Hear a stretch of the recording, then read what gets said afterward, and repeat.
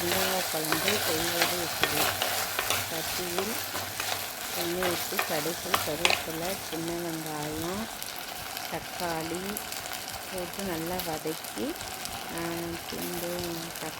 வெங்காய போட்டு வதக்கவும். நல்லா வதங்கினதுக்கப்புறம் மிளகாத்தூள், உப்பு எல்லாம் சேர்த்து நல்லா வதக்கி எடுக்கவும். நல்லா வதங்கினதுக்கப்புறம் புளி கரைச்சி புளி தண்ணி அதில் ஊற்றவும். நல்லா வதக்கினதுக்கப்புறம் புளியை ஊற்றி நல்லா கொதித்து இறக்கணும்னா வெங்காய குழம்பு ரெடி.